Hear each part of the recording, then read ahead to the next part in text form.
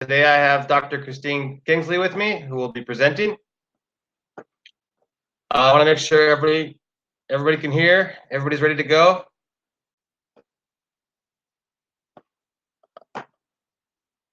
I hope so. All right. Looks like you're all hearing me. If there's any issues, please let me know in the chat. And I'm going to get going with the presentation here. So, hello, good morning, afternoon, or good evening, depending where in the world you're joining us from. Again, we have a very international audience, and I'm happy you could all be with us here today. This will be the third episode in a continuing series of English language NeuronUP Academy sessions for professionals and students working in the field of cognitive sciences and cognitive health. My name is Brian. I work here at NeuronUP, the leading cognitive stimulation platform for professionals. We've created NeuronUP Academy with the idea that professionals expand and share their knowledge in the field of rehabilitation and cognitive stimulation.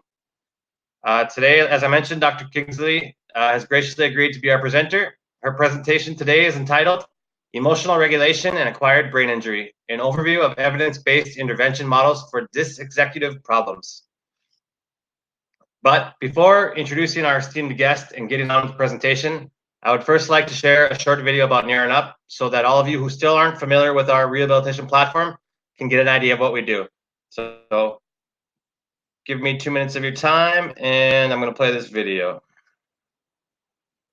Do these work situations sound familiar? Hours surfing the internet and struggling with your computer? Tons of material to sift through and organize, yet finding the same activities over and over. Doubts about which materials to use for follow-up? Do you imagine personalizing exercises so they are just right for each individual? Would you like a simpler way to monitor progress, count on the assistance of other professionals, share ideas, and stay up to date? NeuronUP, a web platform for professionals dedicated to neurorehabilitation and cognitive stimulation. Acquired brain damage, neurodegenerative diseases, normal aging, neurodevelopmental disorders, and mental illness. Numerous materials and innovative tools, classified into over 40 cognitive processes, cataloged by difficulty, age, and mode, with a multi-format application. The treatments are adapted to each person, which favors generalization and adds greater ecological validity. NeuronUP is accessible anywhere, allowing for greater proximity to patient and the ability to design sessions so that each user can work anytime, anywhere. With NeuronUP, you can communicate with other professionals and stay current. The future of neurorehabilitation is at your fingertips. All right, thank you much. So again, thank you for joining us here today in supporting NeuronUP Academy. If you'd like to learn more about our neurorehabilitation platform for professionals, don't hesitate to visit our webpage and sign up for a free webinar or request a free trial, and feel free to ask any questions you may have. This past Monday, we released some big updates to the platform, and we're excited to share them with the community. So visit, or you can write me directly, Brian, B-R-I-A-N, @neuronup.com, and I'd be happy to help you with anything. So let's move on to the presentation. I'm going to read a bit of our speaker's bio. It's quite impressive and long. So Dr. Kristine Kingsley is an independent practitioner and a consultant within the Montefiore healthcare system in New York. She's a former NYU Langone senior psychologist and co-director for the psychology internship program. Dr. Kingsley completed her undergraduate degree at the American College of Greece and received her graduate training at New York University and Yeshiva University for Graduate School of Psychology. She's board certified in rehabilitation psychology and a member of the Board of Trustees for the American Board of Professional Psychology of the American Psychological Association. This is difficult for me to read. Dr. Kingsley has been extensively involved in the systematic review of evidence-based practices in cognitive rehabilitation and acquired brain injury. She is a faculty member of the American Congress of Rehabilitation Medicine and co-author of their 2019 publication in the Archives of Physical Medicine and Rehabilitation on best practices for traumatic brain injury and stroke patients. Additionally, she has a strong track record in designing and implementing diverse clinical services, assessment, cognitive remediation, group and individual therapy, family therapy, for individuals with neurological conditions such as MS, epilepsy, brain neoplasms, Parkinson's, and mild cognitive impairment. She consistently presents on family systems, executive functioning, and emotional regulation, treatment of amnestic conditions, visual spatial deficits after stroke, and communication disorders. Dr. Kingsley has provided clinical supervision for psychology students, interns, and residents, sharing with them her experiences on best practices in integrative treatments with patients and their families. On behalf of APA, she serves as chair site visitor for internship and postdoctoral training sites seeking accreditation across the nation. She has presented to audiences nationally and internationally in cultural competent models and practices neurorehabilitation services. Since 2016, she's the co-chair of ACRM's International Networking Group Service Delivery Task Force and is currently fostering and directing multiple international collaborations within the areas of rehabilitation and neuropsychology. So, that said, I would like to welcome and thank Dr. Kingsley for taking time out of her day and for putting together what will surely be an informative and interesting presentation. And one last thing, before I pass over the presentation to Dr. Kingsley, I want to mention that there will be two parts to today's NeuronUP Academy. First, Dr. Kingsley will give a presentation, which will last around 45 to 50 minutes or so, and we'll open up the last 10 or 15 minutes we'll open up the floor for those of you in attendance can ask questions. As to not distract from the presentation, it would be appreciated if you could leave your questions until the end of the presentation, where we have allotted time for them. If there are many questions and we run out of time, I'll compile those questions that don't get answered and pass them on over to Dr. Kingsley, and we'll get her responses and we'll post them on the blog. Keep coming back to the blog as well, because sometime after I'll post the blog. I'll post the video, the presentation to the blog, and those who want to revisit or those who missed out can check it out. So thank you again for joining us, and I will turn the conversation over to Dr. Kingsley. Dr. Kingsley. Yes, thank you, Brian, and greetings to everyone. I'm very excited to be here with you tonight. Our presentation today, as mentioned, is going to be about executive functions. It is an overview, so I'd like to kind of capture as much and tap into as many areas as possible, but I'm not going to be exhaustive. This presentation is really relies on a cognitive rehabilitation manual that was published a few years ago from the authors were Ed Haskins and Keith Cicero. It was published by the American Congress of Rehabilitation Medicine, and a lot of the information that I'll be covering today is derived from this manual that I have been part of. So why don't we start with our topic of executive functions, and perhaps we could spend a few moments in defining what executive functions are. And I'm going to use some terms that have been proposed by both Luria and by Muriel Lezak. So executive functions are superordinate cognitive processes that control our brain or control other brain activities. They account for initiation, consolidation, regulation, and inhibition of cognitive language, motor, and emotional processes, underlie self-evaluation, planning, problem solving, control impulses and attention, and strategic selection or sequencing of behavior to reach desired goals. And finally, it's those capacities which enable a person to engage successfully in independent, purposive, and self-serving behavior. So basically, executive functions have been very much, the analogy that we've used in the past is kind of this air traffic control system. The executive function is the tower of the brain that is trying to delineate and synchronize and process different components of brain and cognitive functioning.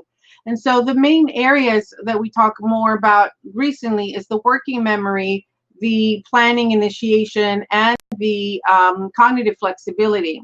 And what you're going to hear in a few moments a lot referred to is a schema.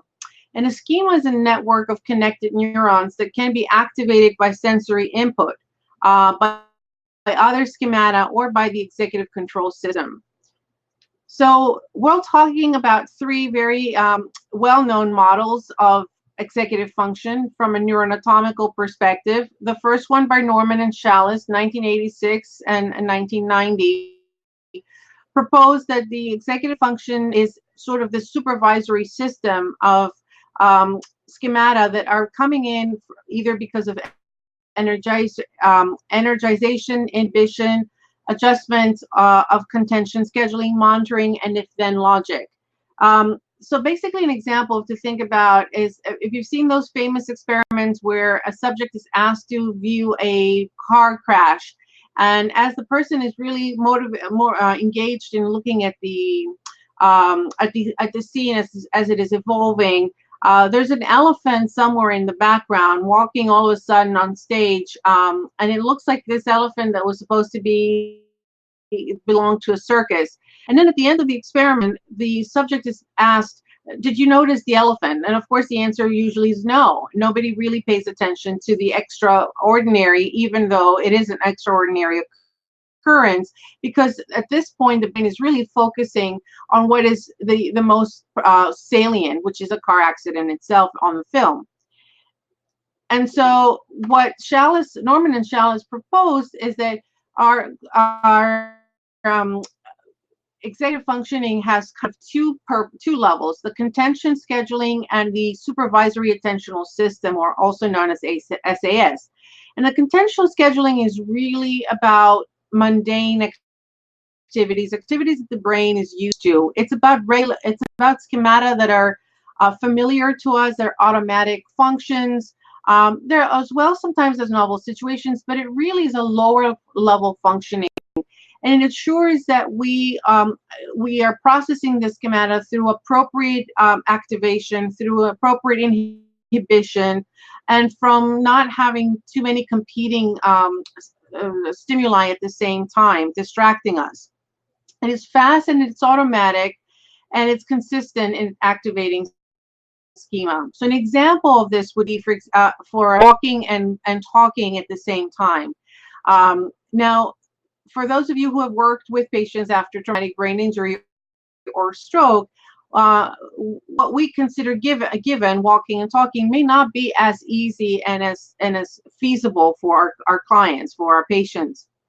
So this is the contention scheduling. And the other level of the executive function model has to do with the supervisory attentional system, the SAS, which is kind of higher functioning or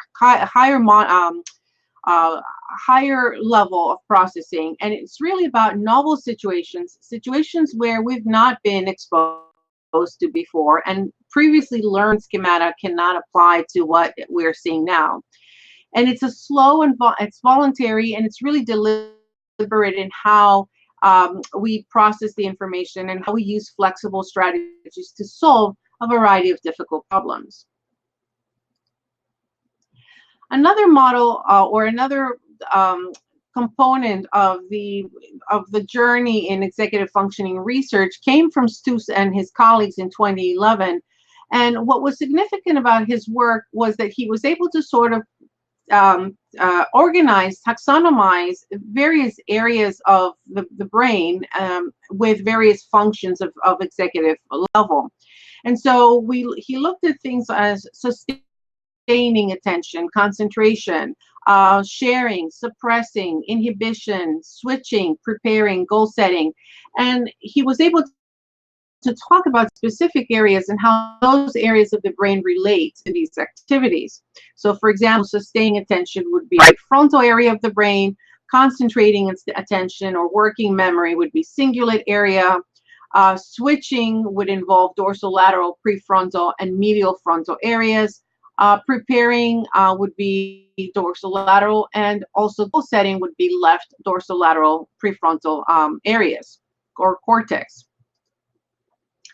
So in a hierarchical level, if we look at the prefrontal functions, at the very basic level, we have drive, which is deriving from medial frontal areas of the brain, and sequencing, what is first, what is next, what is last. So that comes from the dorsolateral area. And on a level 2, we have what we call monitoring of current behavior, which is dorsolateral, planning and anticipation, and finally goal selection. And at the very top of this model, at the very highest level, we're talking about self-awareness, metacognition, like front polar, and we're talking about social integration through principles and values, which involves the orbital areas, and it's really about us conforming to social expectations based on cueing we are receiving from our environment. A third model of executive function and neuroanatomical was the anticipatory awareness model that was proposed by Gajar and Ivory in 2008. And if you look at the diagram here, what the important message to take is that you have not only the frontal lobe involved, but you also have the posterior area of the brain involved, the parietal specifically, and the cerebellum. And it's a combination of these three areas that are working together in a synchronized manner in order to process sensory information. And for those of you who remember Posner and Posner's, this idea that you have the parietal lobe involved in processing information and stimuli, as well as the frontal lobe. So this combination of these three main areas, it's a network. Okay. All right. So let's go now to more treatment and application of some of these theories and why we choose to work with our clients a specific way. So the two main areas of metacognitive strategy training for executive dysfunction is awareness training on the one hand and self-regulation training on the other hand. So metacognitive knowledge and metacognitive self-regulation. Let's talk a little bit about awareness first. And one of the most salient features in a lot of the treatments that we're going to be discussing in the next few minutes involves the prediction paradigm. And the prediction paradigm basically is a comparison of what the trainee, what the client is going to predict as their performance on a task versus how they actually perform that task. So in the first stage, when we are predicting, the therapist will introduce the task, and then the trainee is going to be asked to define what is the task, what is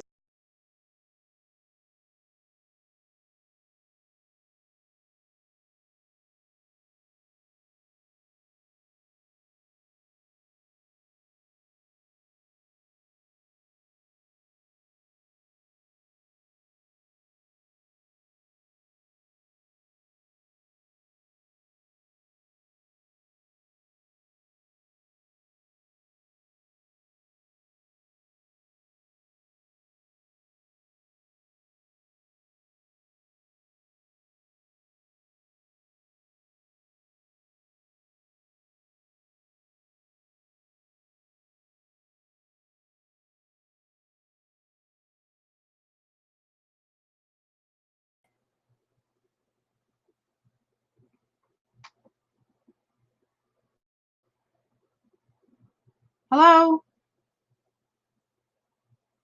Okay. Are you back? Yes, I am now. Sorry, Okay. there was a problem with our system here.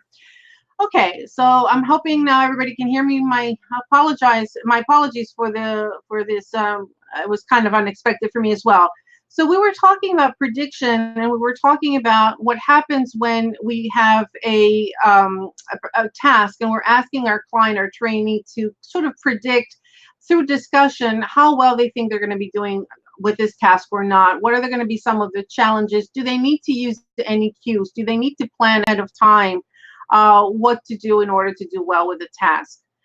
Then we have performance, and upon completion, the trainee is asked to comment on the difficulty or the level of difficulty of the task and whether or not they use strategies during the performance.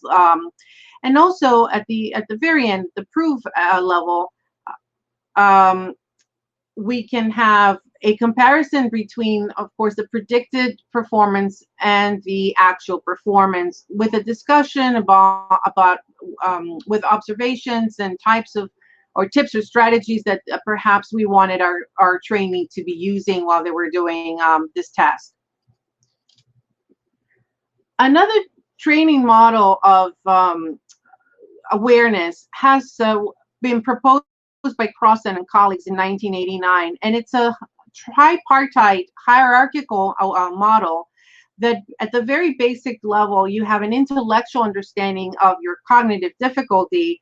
For example, would be I have problems with time management, I'm often late with appointments, whereas in the emergent level, which is kind of a step further along the evolution process, the trainee would be able to kind of catch themselves as they're having problems with time management. So for example, I need to be getting ready for an appointment and I'm kind of procrastinating, washing the dishes or writing an email, composing an email to a friend, and then sort of catch myself in the moment and I'm like, whoa, what am I doing? I'm going to be running late. So that's emergent awareness.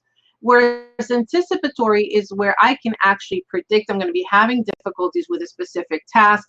So for example, if I always have difficulties with time management and I'm planning to go on vacation, I may have trouble with being on time for my flight. I may have trouble missing a bus or a connection. I may have trouble kind of being able to take care of different components of this vacation plan because I'm always running behind, or I overestimate or underestimate the time necessary for the completion of a task.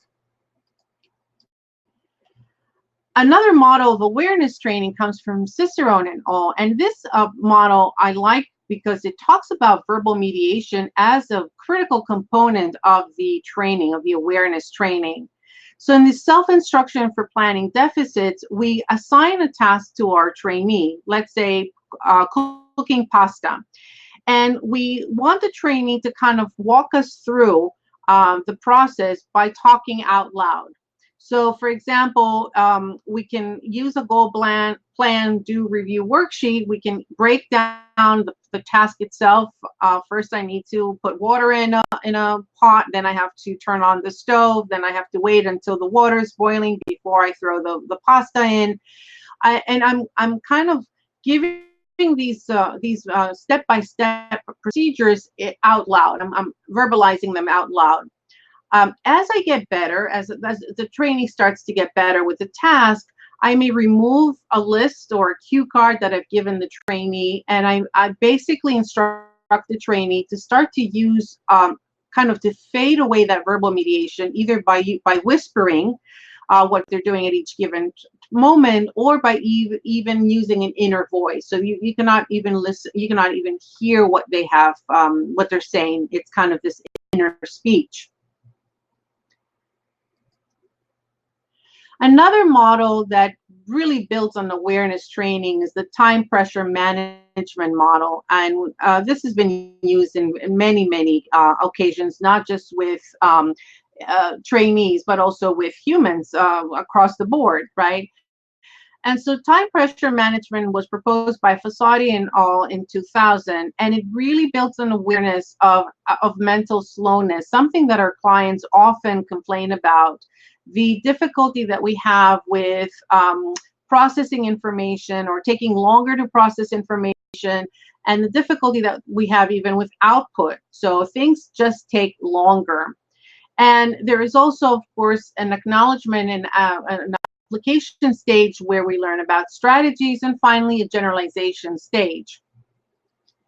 So in the awareness stage, what we are teaching our client, basically our trainee, is to kind of understand and appreciate the difficulties that are going to be stemming from this mental slowness that we're talking about, from fatigue, neurofatigue particularly, forgetfulness, but also emotional reactions, the sensitivity that a lot of our clients experience because they feel often overwhelmed. And in the strategic phase of this training, we really want to build on the understanding and appreciation of are there more than one options here? Are there two or more choices when I'm conducting this task? Will I be overwhelmed or distracted? Is there anything I can prepare before the actual task? Can I make a plan? What can I do in case of overwhelming or unexpected time pressure?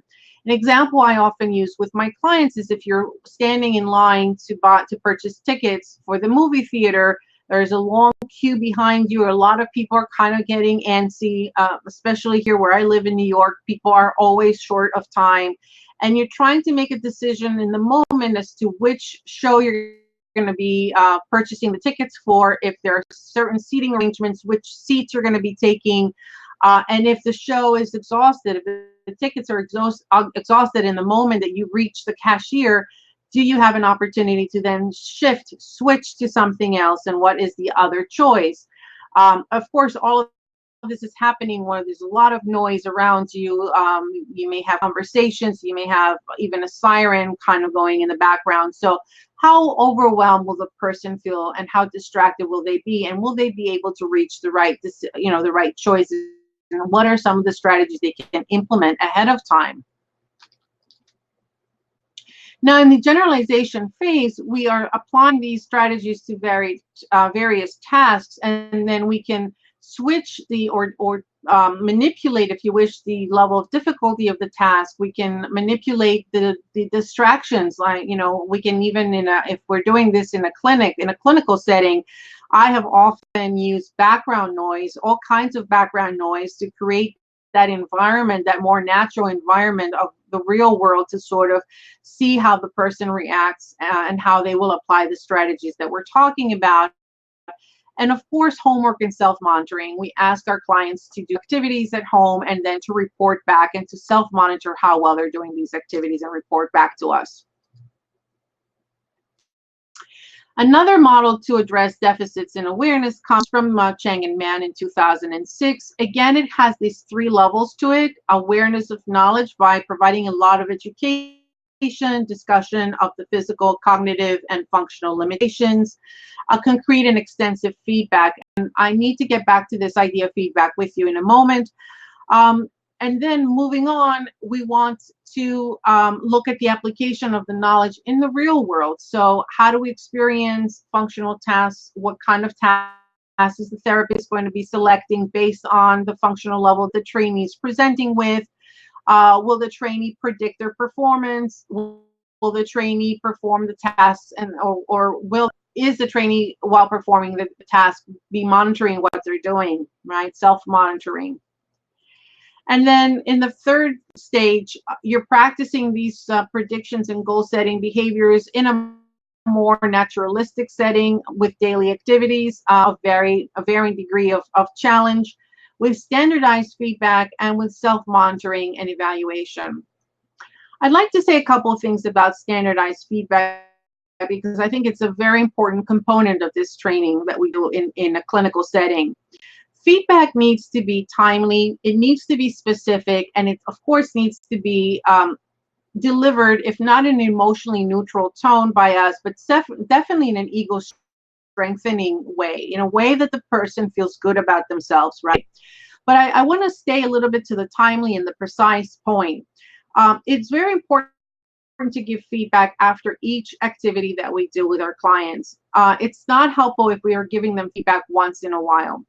And we need to be precise with what we're telling them. The feedback really needs to be about the activity itself and how well they're doing with the task. In the beginning, as they're novice in the activity, the feedback can be general. As they get more and more versed in what they're doing in the task, then the feedback can get more and more specific. And we do that because we don't want to overwhelm the client and discourage the client early on, the trainee early on. But these are kind of important things to keep in mind in terms of how and when and how often do we give feedback.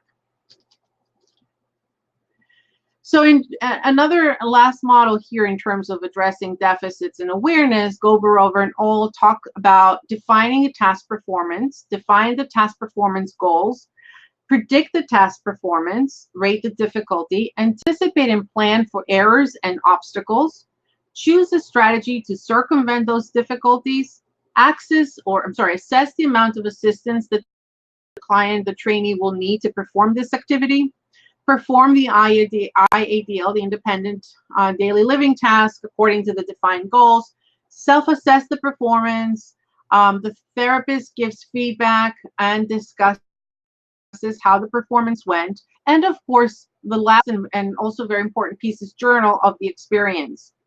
A couple of things about the last 2 items. In terms of giving feedback, it's not unusual for us to record a client while they're performing a task. There's a lot of power in the visual, right? So we can give verbal feedback to our client, but when we actually show them a video of how well they did an activity or how well they interacted with other people in the program, that visual to the verbal is so much more powerful. So if you have the ability to videotape, to tape your client with their permission, of course, please consider it as an important element to the treatment. And the journaling of the experience is also very important, because it is so nice for us to be able to see trajectory and to be able to go back to the beginnings of the treatment versus the middle kind of part of the treatment. We as referring to people with no memory difficulties, with no acquired brain injury, we often need to see that on paper, but it's even more powerful when people see it who do have these memory challenges, how well they've been doing with these activities. Okay, so I'm sorry I'm going a little fast, but let's go to the next level of training, which is the problem-solving training. So all this time we've been talking about awareness as a component of the training. Now we're getting into this problem-solving model program. So the first program, or the first training that comes to mind, is the goal management training by Brian Levine and all in 2000. And what is interesting about this training process is this kind of inherent need to break the automatic pilot, as he says, as the idea behind it is. Basically, we do activities very often in an automatic manner. We need to sort of break and observe and see how we're doing things well and how we're not doing things as well. An example he gives that we often talk about is the example of grappling with mail. There have been many times when my clients have come to me and said, you know, I have a pile of mail at home. They're envelopes, they're mail that are more business and related, and bills. There's junk mail, and then there's personal correspondence. And I just feel totally overwhelmed to tackle, you know, this batch of letters, this batch of envelopes. What do I do? And so kind of helping them to stop and to define what the problem is, to list their options. How do I kind of create these step-by-step processes? Do I know what I need to do? Execute it, and then check to see how well I did it is kind of the goal management training intervention about. So again, there are these stages of the training, but the important things to keep in mind is this: stop the automatic pilot, create these natural breaks in the various components of the activity, break down the task, and then also manage the emotional reactivity. So manage any stress, any anxiety, any pressure, by basically using mindfulness training. So use mindfulness in conjunction with this goal management training to increase confidence. So another model, and this has also been used with a lot with pediatric populations, the goal plan do review model of Elvisacker and Finney in 1998 talks about executive training or problem-solving training in the format of this external structure, where you ask the trainee, what do you want to accomplish? And how are you going to accomplish the goal? How am I going to accomplish the goal? List the steps. Execute the plan. How did I do? What worked? What did not work? And then even use a self-rating model where I can rate how well I feel I did, and another rating. And another rating can be the therapist rating the activity and the success of the performance, or it could be, let's say, if it's in a school setting, it could be a teacher, or it could be the parent. And kind of comparing the two. Now, another model of problem-solving training is called the Executive Plus Problem Solving, and this is was created by a group of colleagues at Mount Sinai Hospital in New York. And what is interesting about this model, you'll see that there is a flow chart, again, with definition and listing of options and kind of picking what you want to do and then kind of evaluating at the end how well you did. But it's starting to talk more and more at this point about emotional regulation, which is a very critical component of executive function and executive function deficits. So very often what we want to do with our client is to really address the reasons why they get stuck. You know, what is the anxiety? What is the depression? depression? What is the frustration that is generated by their challenges, by their deficits in executive functioning, that then stop them from generating options and then executing or prioritizing what is the best option to go with? So in this executive plus problem solving, or also known as SWAPs, you want to take that break, kind of what Levine and all are talking about, putting a stop. What is there a problem? Recognize the situation and the challenge. Then find what the problem is. Look at the alternatives and options. Here is where you do your brainstorming session, where you suspend all judgment. All solutions are good at this stage. It's after it's at the next step when we start to appraise the solutions that we then become more selective as to which ones we're going to be choosing from. And at the next stage, you're picking, you're planning, you're prioritizing what you're going to be paying attention to the most and what you're going to be eliminating as not feasible. And are you satisfied? Is this did this plan go according to your satisfaction after you implemented it?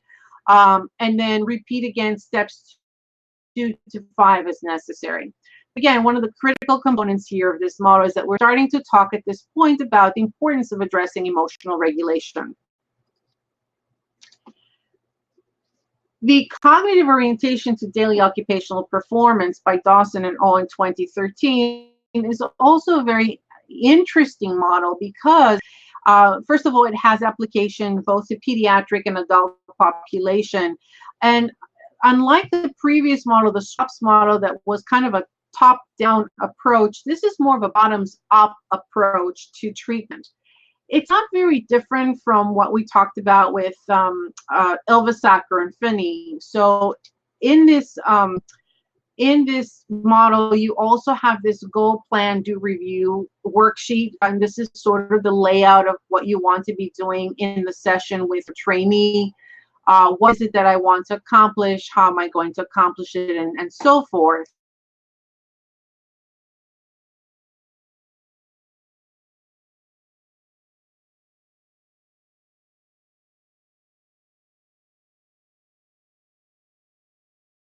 I think we lost Dr. Kingsley again. Let's give her a moment and see if she gets back.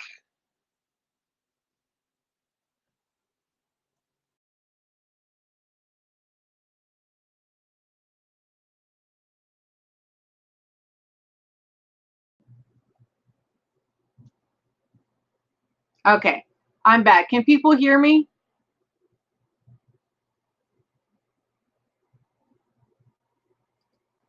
Hello, can everybody hear me? I hear and see you fine. Okay, sorry. It's not meant in the stars. The stars are not aligned today. I hope we don't have a third occurrence, but let's see if we can finish this before I disappear once again. So we were talking about, what is unique. I was starting to say, what is unique about this co-op approach and intervention? And so what I like about this approach is this collaborative nature of the training. It's a client-centered approach. It's an approach where where the therapist kind of uses a navigation discussion kind of approach, where the therapist can play dumb, because it's really the trainee that's kind of dictating what is the personally relevant and valuable goal that they want to work on and how they're going to go about it. So, for example, if you have a child that you're kind of helping them relearn how to write and their writing is sloppy, they're not writing online, they're not able to use correct spacing, they're having difficulties with letter formation. The first thing to, of course, recognize is that you're not going to address everything at once. So you're going to choose one thing that you're going to be working on at a time. And then you're going to really allow the child to talk about, what they think is the problem. How do they think they can correct the problem? What are the strategies that they have used that worked, or what are the strategies that they used that they did not work?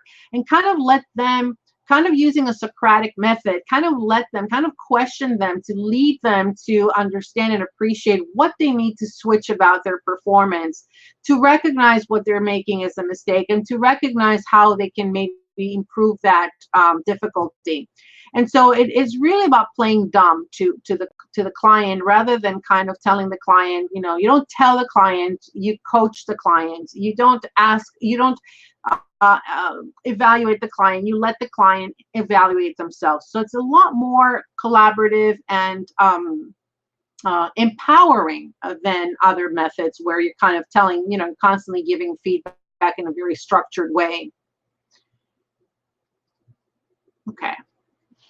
We've been talking so far about interventions that were mostly individually delivered, and here now we're going to switch to an intervention that is very nicely done in a group setting, a problem-solving group intervention by Rathanol, actually colleagues at NYU. They created what we call a group-based training on problem solving using two parts: the emotional regulation part and the critical thinking component, the critical thinking strategies or problem skills. Some of the features of this intervention really, the importance is that you're using the group and you're using peer mentorship in a way that you don't have that capability when you're working one-on-one therapist-client interaction. So the group becomes sort of the extra therapist in the room. And a lot of the interventions pertain to interpersonal interaction. So there's a lot of role playing that goes on. There's a lot of activities that are being monitored by the group, by your peers, as much as they are monitored and looked at by your therapists. There is a big component of emotional regulation using cognitive behavioral techniques. We look at management of depression by, you know, restructuring and reframing of experiences, looking at maladaptive thinking patterns and kind of pointing those maladaptive patterns to the client so they can increase the awareness, and then kind of restructuring those statements into more positive statements. Creating a better sense of understanding and appreciation of going where these difficulties are stemming from. And I think the other important component here is you know, the appreciation that this is not an isolated experience. This is not only happening to me, it's happening to other people, and the other people in the group are actually mirroring some of my own difficulties. But there is another piece to this training that I find extremely helpful. Let me just say a couple of things before I move on to that, though. One of the things that we don't often realize enough in emotional regulation training and specifically executive functioning is that people get stuck after brain injury because of that difficulty of shifting, because of those cognitive challenges that they experience, and because of the added component of emotional dysregulation. So what we would experience, the rest of us would experience with some degree of frustration or some degree of challenge, a person with after an acquired brain injury may experience with a lot of more perseveration, a lot of more inflexibility, a lot more emotional reactivity. And so to kind of address this piece of the person is as important as coming up with the solutions and the appraisal of the solutions of a plan. So strategically management of anxiety, depression, and frustration, and helping with impulsivity and disinhibition by providing even cueing, positive problem orientation, and goal maintenance are important components. And the critical thinking piece of this problem-solving intervention is not very different from all the other pieces that we saw today. This flow chart of definition of problem and generation of lists or solutions. But what I wanted for you to kind of pay attention to is the second part, where it says ability to take another person's perspective, or refining or refinement of the goal. And I think this is the brilliance in this model, that we often forget the difficulty that our patient population that our trainees have with perspective taking after acquired brain injury, and kind of helping them by relearning, teaching them once again how to take another person's perspective. Why are they getting stuck? Why are they having these fights with their husband? What is the point, or their wife? What is the point that they're missing? What is the other person's where is the other person basically coming from, is very much an important component of this critical thinking, problem solving model. So Fleming and Onsworth did sort of a comparison between individual versus group remediation. And what they found is that individual treatments are very good at improving specific cognitive skills, but group treatments are also very helpful in improving behavioral and emotional symptoms. My opinion, for what it's worth, is that probably you don't want to be doing group treatment only for problem solving and executive function deficits. But if you have a combination of individual and group treatments, I think that is an ideal approach to take. Couple of last things. I wanted to talk about executive function and online training. There are a lot of programs out there coming out every single day. A lot of games, a lot of virtual reality. And I want to cite something that was published in the Evidence-Based Cognitive Systematic Cognitive Review that was just printed in 2019 in the archives. So what we looked at, when we looked at the studies and we looked at the evidence, virtual reality is definitely more effective than psychoeducation alone in enhancing problem solving. But it's really not significantly better than other therapies in terms of improving your everyday function, executive function performance. It's probably a very fruitful area for further study, but in the present time, there's insufficient evidence to make a strong recommendation. Ultimately, I think what a lot of these computerized interventions do is to strengthen attentional ability. And as we saw in the beginning of this lecture, attentional networks are very much connected with executive functioning. So you are seeing some gains in terms of strengthening attention, but at the other end, you're not really seeing any improvement in logical reasoning and or inferential thinking. So this is where I think the skepticism comes in. So as we conclude this lecture today, I want to go back to sort of the algorithm that we want to use as therapists when we have someone in our office with executive function deficits. So the golden standard, the practice standard right now, based on all the reviews, the systematic reviews that we've done and we've looked at, is this metacognitive training, self-monitoring and self-regulation. This is kind of where you want to invest a lot of time with your trainee. And it's also going to help you not only with emotional regulation and executive function, but it's also going to help you as a component to attention training, neglect, and even memory deficits. The practice guideline, so it's not as robust, but still very, very significant, is to train informal problem solving strategies and how those strategies apply in daily functioning. Whereas a practice option is these group-based interventions. So basically what that means is when we look at the research, the group-based interventions do hold some promise, but we haven't had enough RCTs, randomized control studies, that show, the effect that we really want to see to say that this is kind of the golden standard of executive function and executive remediation. So lastly, if we want to take a look at what we want to do with a client in our office, the first thing to look at, of course, is awareness. So if is our trainee aware enough of their own deficits? If the answer is no, none of the other treatment interventions that we're talking about will really work unless we build awareness. So if the trainee does not have the awareness, the first step to take is to build that awareness. And then you have to make a decision depending on the degree of severity of degree of impairment. With milder impairment, with mild traumatic brain injuries, with mild strokes, you can use a training that combines externalized strategies with internalized strategies. And an example of an internalized strategy would be using, let's say, mnemonics if you're trying to recall information. Whereas the externalized strategies are really about more severe deficits. So if you're having somebody with severe traumatic brain injury or with after severe stroke, using internalized strategies probably is not going to help very much. But using strategies like errorless learning approach, chaining, space retrieval learning, those are the kind of strategies that you want to implement, and of course to provide a lot of cueing, a lot of prompting along the way.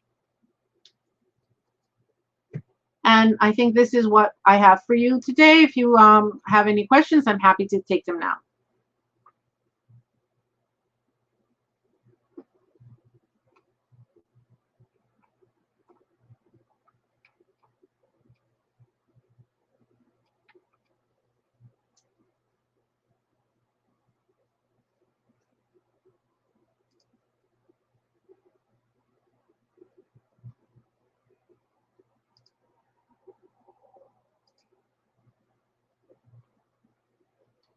And here are some readings that I've put together.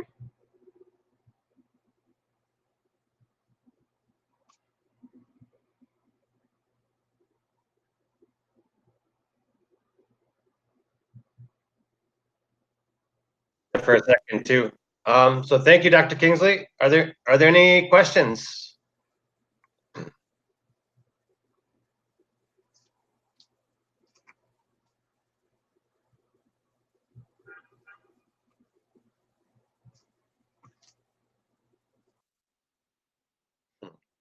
A very grateful audience, but no questions, it seems like. Here we go. Dr. Kingsley, how do you work on the balance of building awareness and avoiding a strong emotional impact after awareness?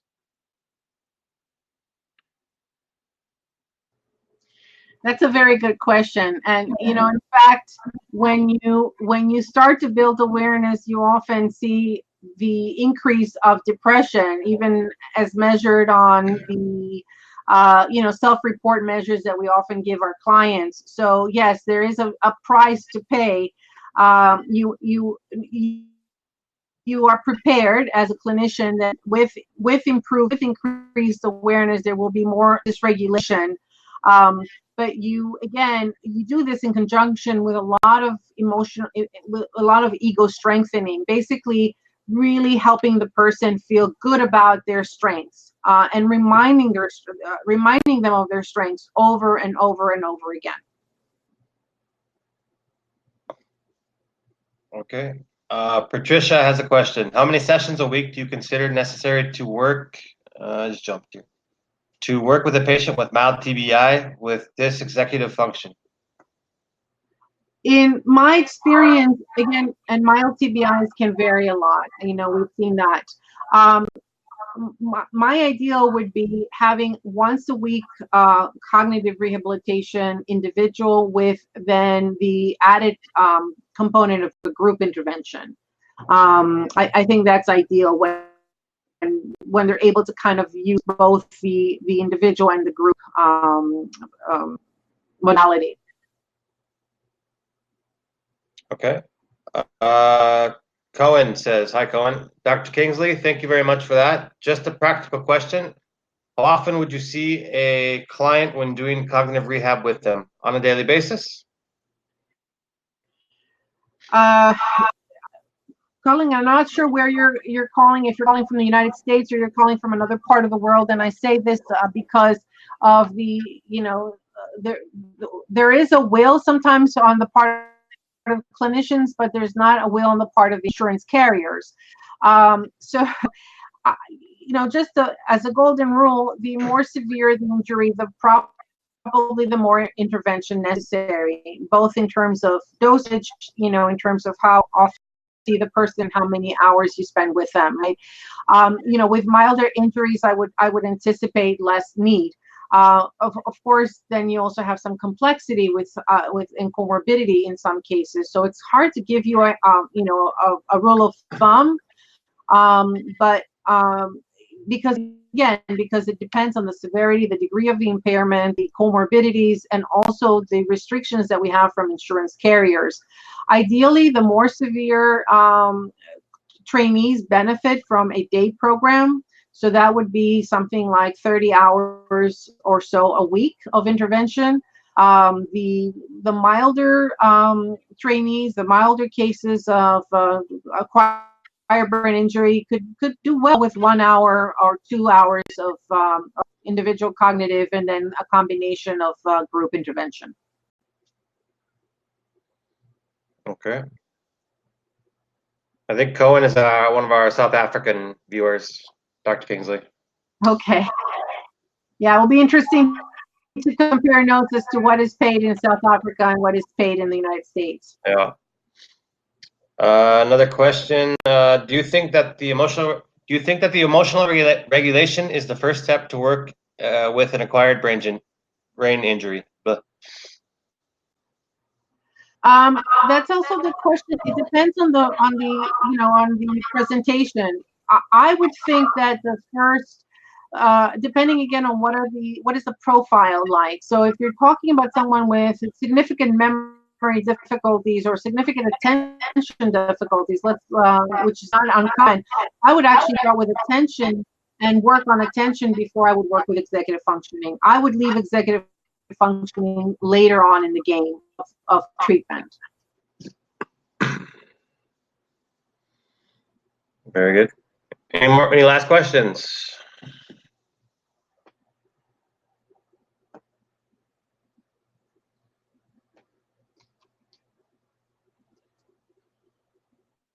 No? All right. Well, right now I'm going to post the next. Oh, here's one. With severe impairment, how many times a week?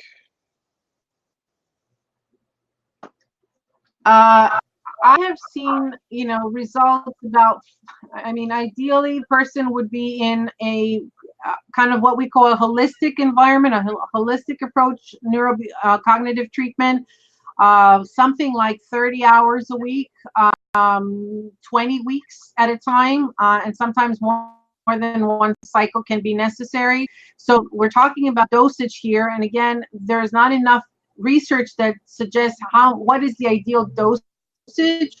But in clinical experience, with more severity, of course, you need more treatment. So I wouldn't be surprised if you would need 1 or 2 or even 3 cycles of 400 hours of treatment to see a person really get to a point of independent functioning, or some kind of independent functioning. And again, these are very kind of general rules that I'm sharing with you. All right. We got Patricia writing a question here. All right. All right. Thank you. I think unless there's any last questions, we'll probably close her down here. I pasted the next in July's NeuronUP Academy a link for Dr. Stephanie Kolakowski-Hayner. She'll be doing a presentation called Concussion 101. Concussion 101, an introduction to mild brain injury. So I pasted that in the chat if anybody's interested. Thank you very much again, Dr. Kingsley. It was a very interesting presentation and a pleasure to have you presenting with us. Oh, I think I might have lost her again too. No, she's still there. So thank you, Dr. Kingsley, if you can still hear me. And thank you everybody for joining us. See you next time around. Take care.